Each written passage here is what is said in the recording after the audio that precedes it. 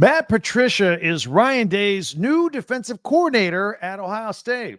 I got to tell you, I was a little surprised. How about you? Locked on Big Ten starts right now.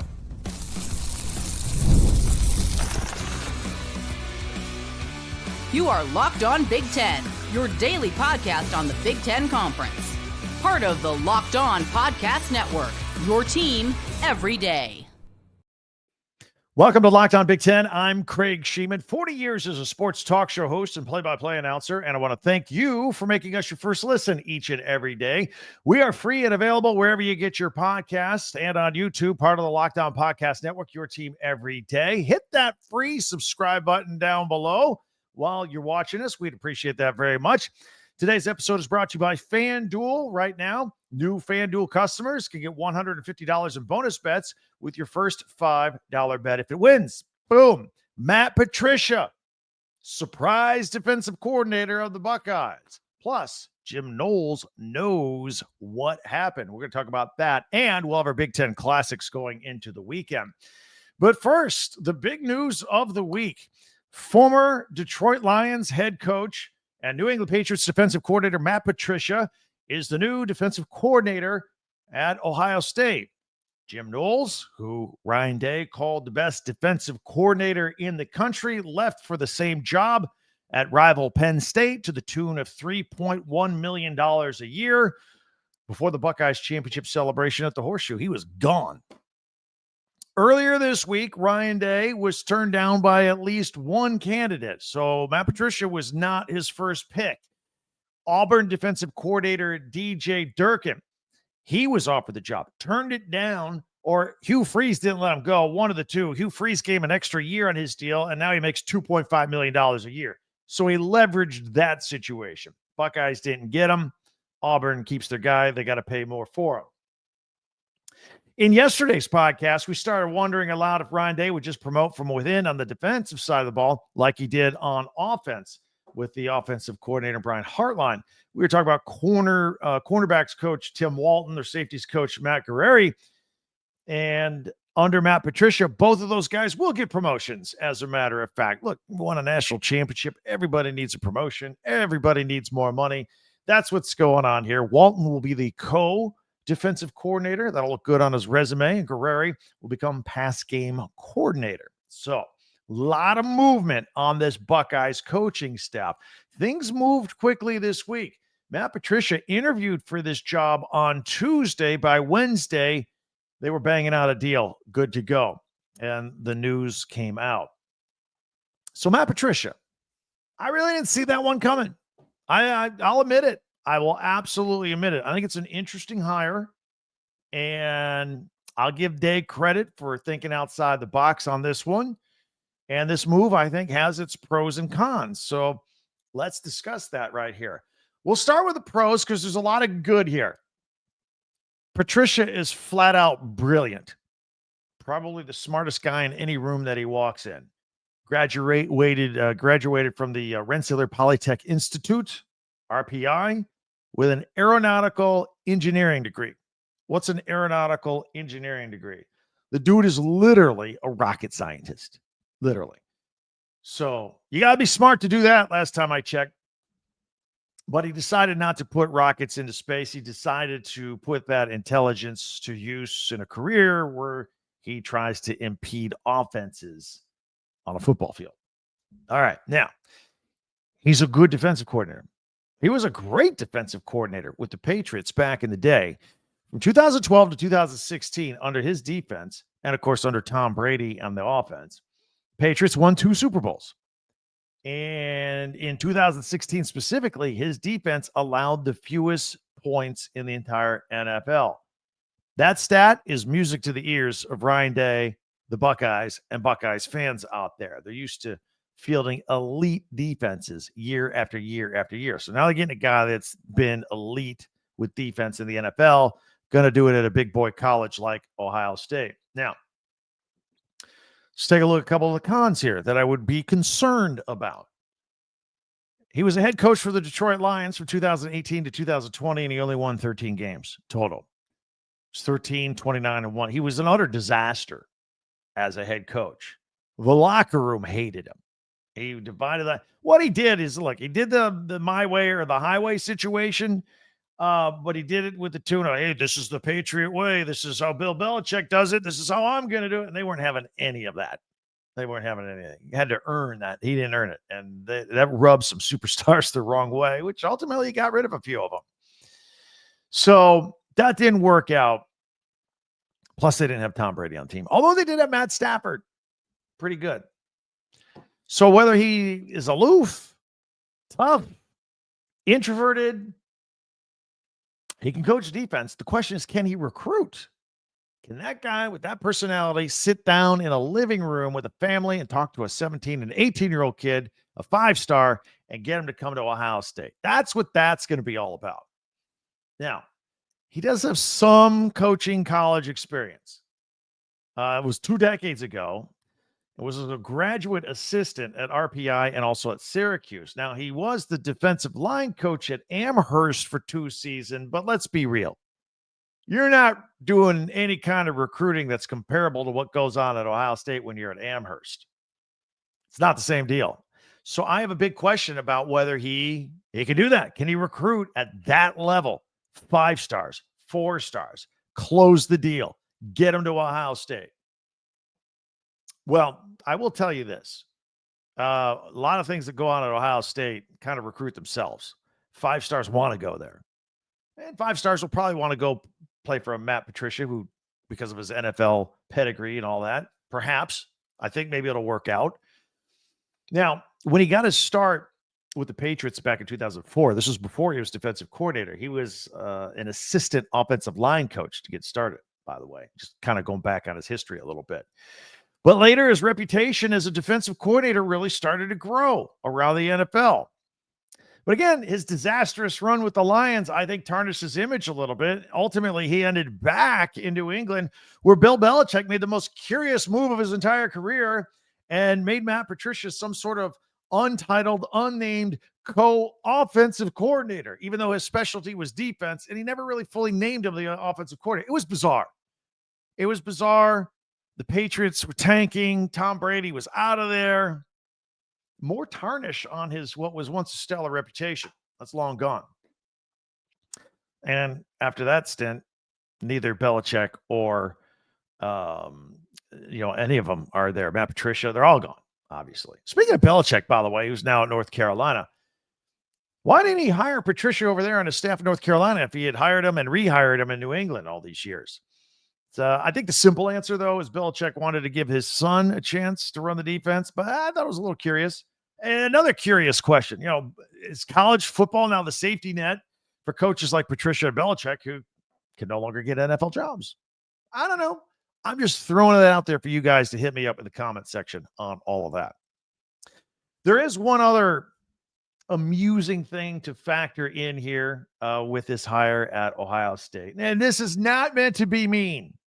All right, I'm not going to go there. But Ohio State is very image conscious, right? Look at the Buckeyes sideline next time they play a game. Coaches are clean and tight, tucked in, buttoned up, quarter zipped up. Neither Belichick, who literally took scissors and cut off the sleeves of his hoodies, or Patricia with some untucked shirts, admitted style on the sidelines. I think they got all to tighten this up a little bit at Ohio State.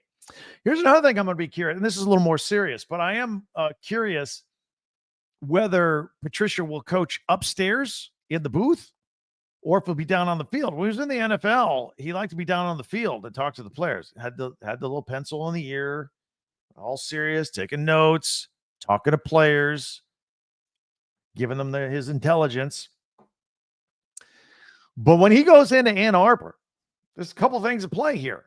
Number one, everybody in Ann Arbor hates everything that's related to Ohio State. That will now include Matt Patricia. And 90% of those fans at Michigan Stadium are also Detroit Lions fans who probably are a tad bit unforgiving of the Matt Patricia years in Detroit. That could be intense there on the sideline. I would recommend he coach from the booth right from the get-go so he didn't have to deal with that at all with the Michigan fans. But on a more serious note, the guy can X and O with the best of them. on defense. So we'll see. Now, he will take over a defense that was number one in total defense and number one in scoring defense in college football this year on their way to the national championship. But everybody's gone. 8 of the 11 starters are gone. He's only got 3 starters coming back. Now, you know, and I know that Ohio State just reloads on defense. The 3 starters they do have from the championship defense, safety Caleb Downs, one of the best players in the country. You got linebacker Sonny Styles, and you got cornerback Davison Igbinosun, who is now senior, honorable mention, all Big Ten this past year. So he's got some pieces at multiple levels of this defense to work with and get started with. Anyway, Buckeyes fans, let me hear from you. Are you excited about this? Are you curious about this? Are you nervous about this? I know Michigan fans going to chime in as well. That's what this is all about. Hit us up with your comments on YouTube. Absolutely would look forward to that. Hey, while you're here, hit that subscribe button if you don't mind. It's free. Just hit it. That's it. Free. And follow Locked On Big Ten for free wherever you get your podcast. That way you get the latest episode of this podcast as soon as it becomes available each and every day. And if you don't mind, share, like, and follow as well. That'll help me out. And you can also check out our website, talkbig10.com. That's the number 10, talkbig10.com, where we put all of our podcasts, and you can also buy merchandise from your favorite team. You want a brand new Ohio State t-shirt, Michigan pennant, Oregon hat, get it right there, talkbig10.com, while you're checking out all of our podcasts. All right, we're going to talk about Jim Knowles a little bit. James Franklin has enlightened us on a few things. Why he departed Ohio State, why is he at Penn State now? Plus, we've got some basketball news out of Bloomington and East Lansing as well. And we'll have our Big Ten Classics and live action coming up for the weekend. So all that is on the way right here as we continue in 1 minute on Locked On Big Ten. FanDuel makes watching games even more fun and more interesting. The NBA, for example, now that football is in the rearview mirror, NBA action really getting started here. No better place to get in on it than with FanDuel, America's #1 sports book. FanDuel, you can place live bets throughout the game. And even if you miss the opening tip-off, no big deal. You want to bet on a fourth quarter comeback? You can stay right in the action. If you're looking for a bigger payout, you can even combine your live bets into a same-game parlay. You love that, right? Very easy to use, very easy to find your way with FanDuel, the app. Check it out right now. New FanDuel customers can get $150 in bonus bets if your first $5 bet wins. Just visit FanDuel.com and join today. That's FanDuel.com, your shot at $150 in bonus bets. Make every moment more with FanDuel, the official sportsbook partner of the NBA. Thursday night, take the over in the Warriors-Rockets game. Going to be some points in that one. I would take the under on the Heat and Mavs. A lot of players out and gone or traded. Take the under in the Heat and the Mavericks. That's all with FanDuel, the official sportsbook betting partner of the NBA.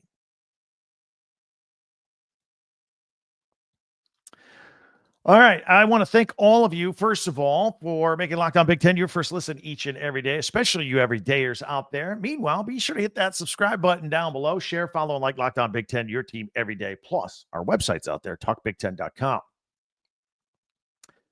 So all this talk we've had about the Ohio State defensive coordinator job and Matt Patricia taking over, we all know that Jim Knowles left to join James Franklin's staff at Penn State. Same job, a lot more money.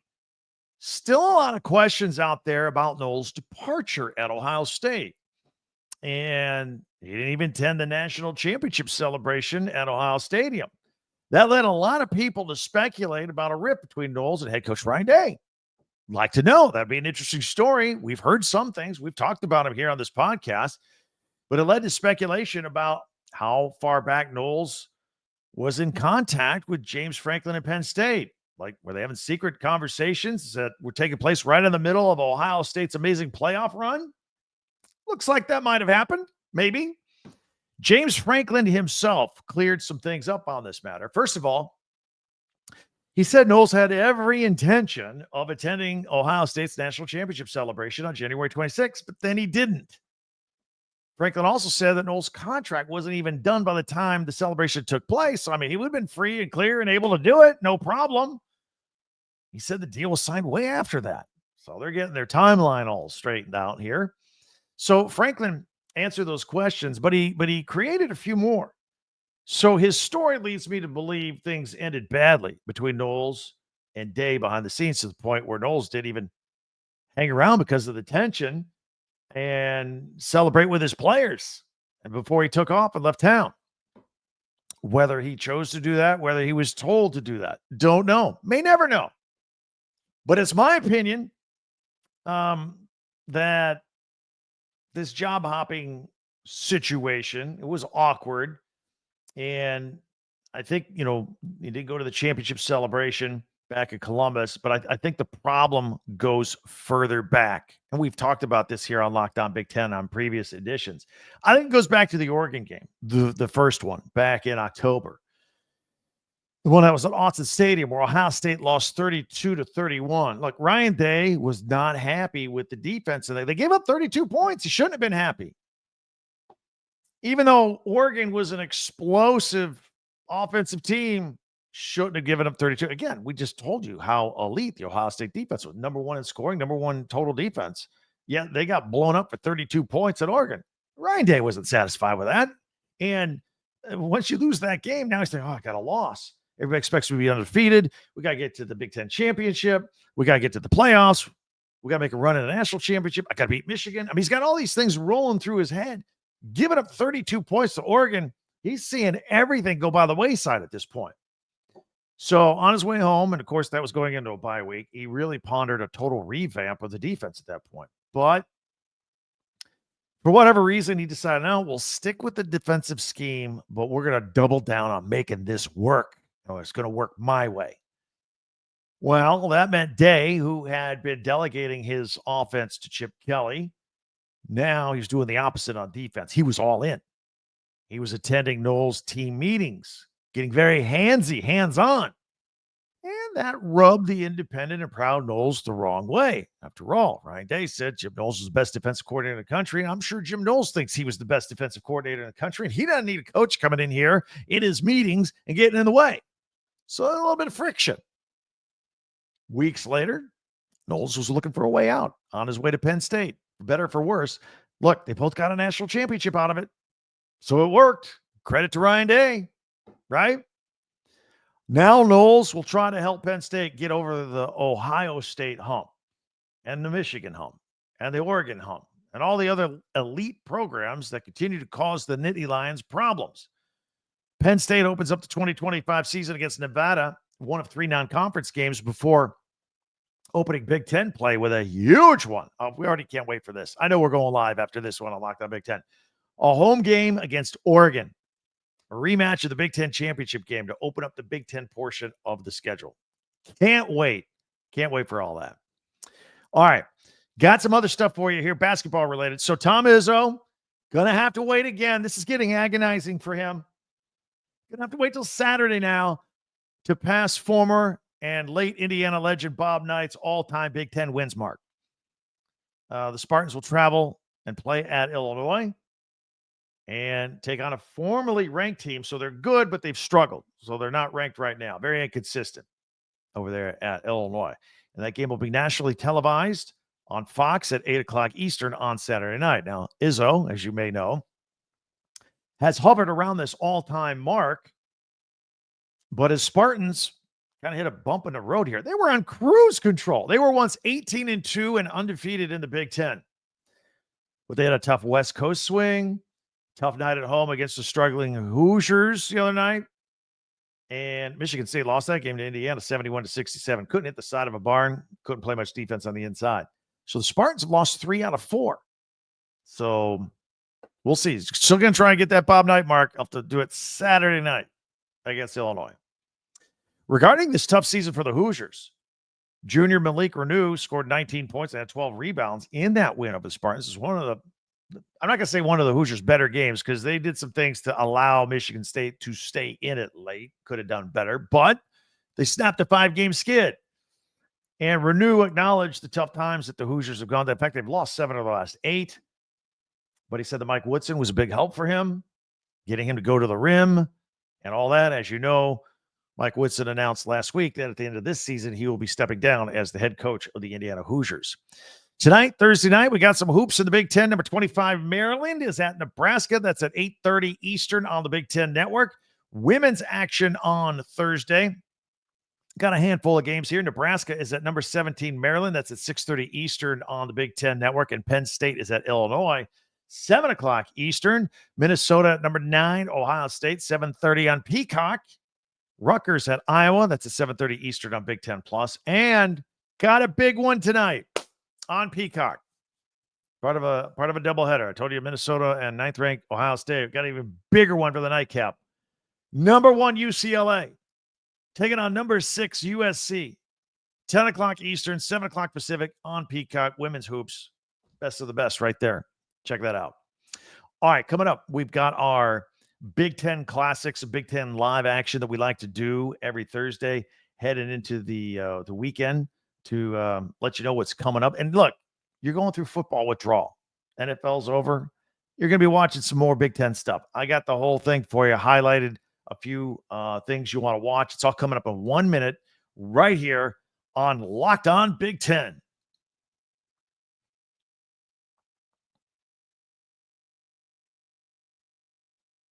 Time to take a look at Big Ten Classics and live action coming up this weekend on the Big Ten Network. If you're on audio only, no problem. I'll put it on screen and talk you through it so you don't feel like you're missing anything here.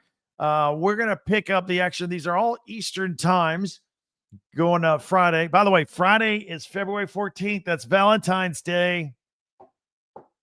Got to take care of your significant other. I don't know if you're going to be able to sit around and watch basketball or not, but I'm going to throw it out there.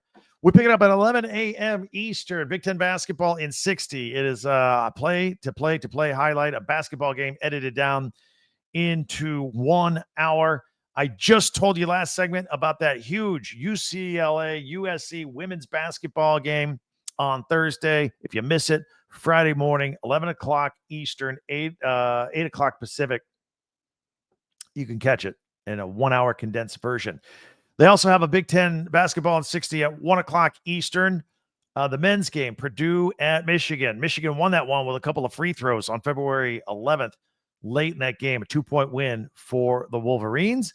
At 4 o'clock Eastern on Friday, another Big Ten basketball in 60, women's basketball. If you missed the 11 a.m., you got the 4 p.m. UCLA at USC. And then we give way to a tradition of Friday night wrestling on the Big Ten Network. Penn State at Ohio State, 7 o'clock Eastern. And then at 9 o'clock Eastern, Iowa is at Minnesota. On to Saturday, the 15th of February. We'll pick it up at noon. Got some women's basketball. Purdue at Indiana. Whether it's men, whether it's women, that's a big rivalry game. Check it out, noon Eastern on Saturday. And then the men at 2 o'clock. We got Washington at Penn State. That's at 2 o'clock Eastern, 11 o'clock Pacific if you're on the west coast of Washington. Watching that one. And then at 4 o'clock Eastern, 1 o'clock Pacific, Minnesota is at USC, again on the Big Ten Network. This is all Saturday action. And continuing into Saturday night, 6 o'clock Eastern, we got some hockey, doubleheader on the Big Ten Network. Men's hockey, Minnesota at Michigan at 6 Eastern, and then at 8:30 Eastern, Wisconsin at Ohio State. Before we turn the calendar to Sunday, February 16th, 12 noon. Start off a little wrestling. Michigan at Michigan State. That's always a good one. At 2:30, the Big Ten Live Big Ten Tip-Off Show. Heading into some basketball at 3 o'clock Eastern, noon Pacific. We got Nebraska at Northwestern. That's men's basketball. Followed by the 5 o'clock tip-off of the women's game with Nebraska at Illinois. And at 7 o'clock Eastern, 4 o'clock Pacific, more women's basketball. USC coming off that game against UCLA, taking on Washington for West Coast basketball. And then at 9 o'clock, Big Ten women's basketball. 6 o'clock Pacific, by the way, Michigan State at UCLA. So there you have it. Our Big Ten Classics and live action coming up this weekend on the Big Ten Network, where you're probably watching a little more TV, looking for something else to watch that's not football, since we don't have that anymore. All right. Busy week. Glad we got through that Ohio State, all those coaching changes and lineups. The news coming out of Columbus has been like a fire hose lately. Been fun to talk about. We got you covered with all things Big Ten, all 18 teams. We have news, breaking news, opinion, and analysis. This is the only place you're going to get all of that. Sure, some places have news, some places have opinion. We have it all. News, breaking news, opinion, analysis right here under one umbrella. Thanks for finding us. If you have a friend or family member that is a Big Ten grad or alum or a fan, they don't know we're out here every day, let them know we're out here every single day. Many ways for you to interact with this podcast. There's Twitter at Talk Big Ten, number 10. There's our website, Talk Big Ten, number 10, talkbig10.com, where all of our podcasts go chronologically. We group them by schools as well to make it easy for you. If you just want to check out Ohio State stuff, we got an Ohio State section. We also have a link if you want to buy some school merchandise, some shirts, pennants, hats from your favorite team, a little school spirit, all right there, talkbig10.com. In the meantime, before you go, please hit that subscribe button. It is free, and you can follow this podcast right now wherever you get your favorite podcast app. Follow us along there, and you'll get the latest episode of Locked On Big Ten as soon as it becomes available each and every day. That'll do it. What a fun episode this was. Can't wait till we do it again tomorrow. Thanks for watching. I'm Craig Sheeman for Locked On Big Ten. See you next time.